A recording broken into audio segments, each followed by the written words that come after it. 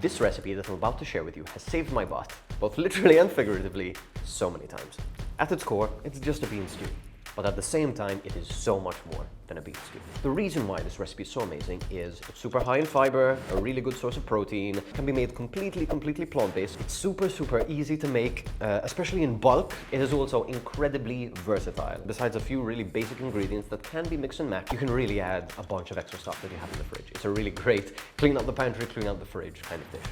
But enough talking, let us jump straight into it. I'm just gonna start by cutting my veg. I've got some onion, I've got some garlic, which is like the baseline for this recipe, and I also have a couple like aging spring onions in the bottom of my fridge. I'm just gonna chuck those in too. It's gonna be super easy.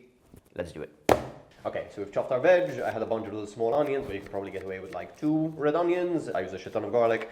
Maybe go like 6 to 8 cloves, depending on how big a batch of this bean stew you're making. Having said that, if you're feeling super lazy and want to do the minimum required for this dish, you can use onion powder and garlic powder and just add it with the rest of the spices when we get to that point. So we're just going to start by like sweating and cooking down our veg a little bit. Starting with the onions, getting the pan nice and hot. Some olive oil, not extra virgin, just regular old olive oil.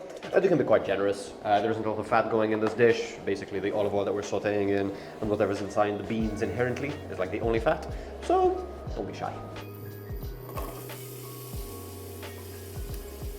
And you just want to hit them with a good pinch of salt to help them soften and break down until they get seasoned.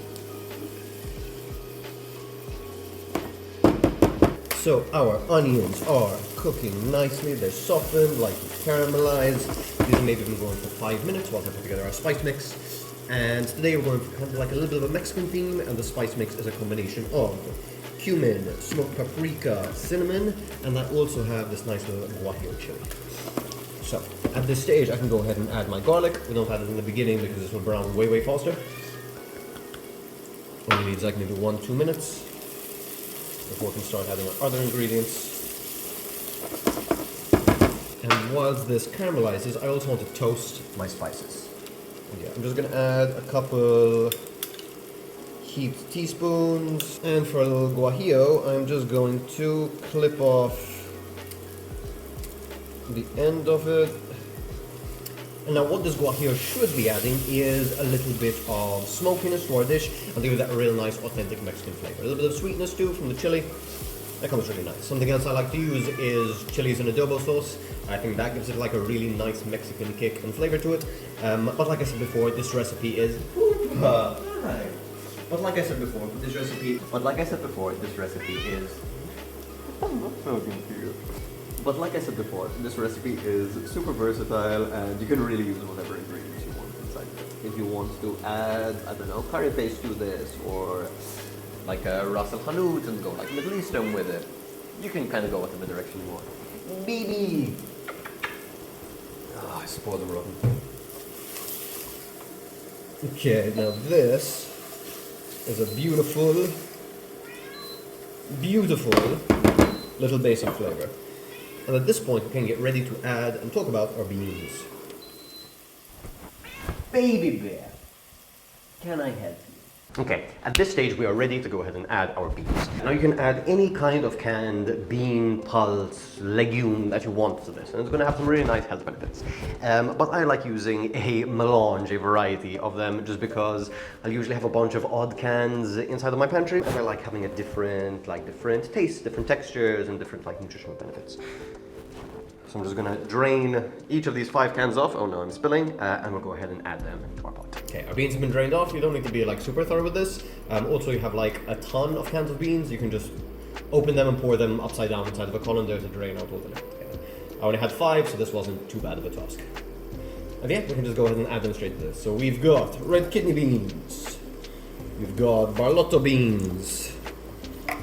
We've got Cannellini beans. We've got black beans, and last but definitely not least, we have got lentils. These are all a great source of protein, a great source of fiber, a great source of micronutrients and vitamins and all those good things that your body needs from time to time. And now we're just stirring over heat to incorporate all that lovely spiced onion and garlic mixture to coat everything really well. Now at this stage, something else I would love to do is to add a really good pinch of salt. A lot of canned bean products simply have a little bit of salt inside of them, but they can take on quite a lot of salt. And I think that gives them a really nice full flavor. Okay, everything's been sauteing together for about a minute, 2 minutes. I'm just going to add a little bit more of my spice mixture. Looks like I can take it. I'm also going to be adding a can of tomatoes at this point, just to give this a little bit of a sauciness, a little bit more body. To this, I'm going to be adding some of my homemade roast chicken stock, which will come in a future video because this is super, super useful to have around. I'm just gonna rinse out my can a little bit. It's on the stock. You can always just add a stock cube with a little bit of water instead. Normally I would make a bigger batch than this and I would use a bigger pot, but I wanted you to be able to see what was going on. My big pot is a little hard to look inside. And at this stage, that's kind of all that there is to it. Like I said, you can add other stuff to this, so maybe some like herbs, like thyme, some bay leaves could be good, different spices, different veg, etc, etc. If you have something like fennel or carrots or leeks or any sort of aromatics like that, you can cook them down in the beginning when you add your onion.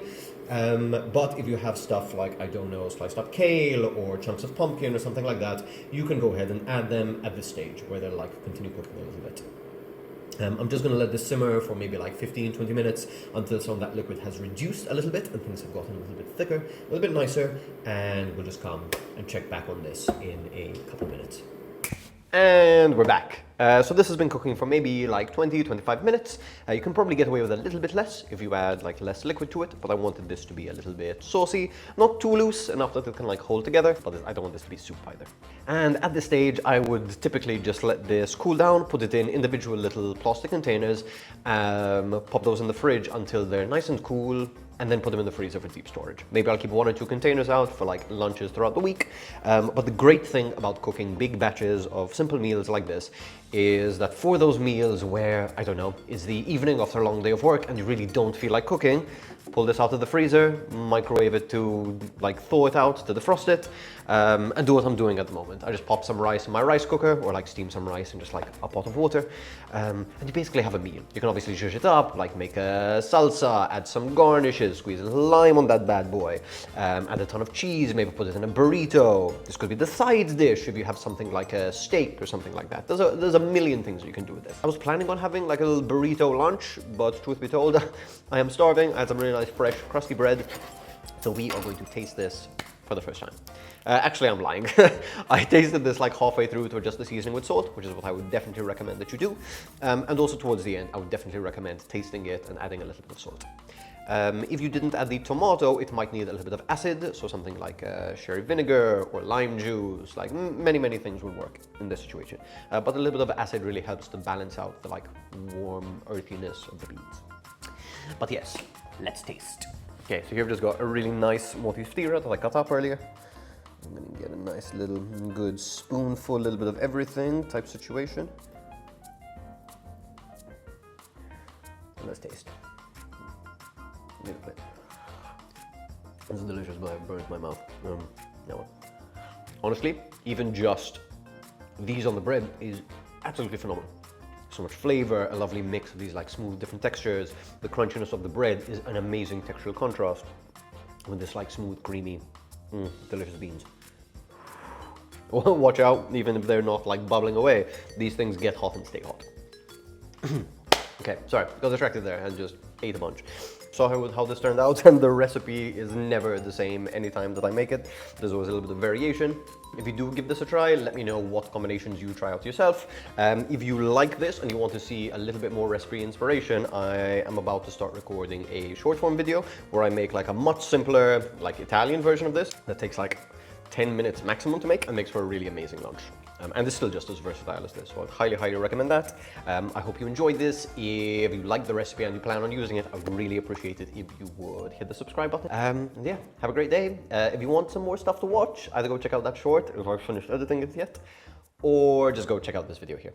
Or the video's here. No, the video's usually here. Go check out this video here, subscribe here. Thank you, bye.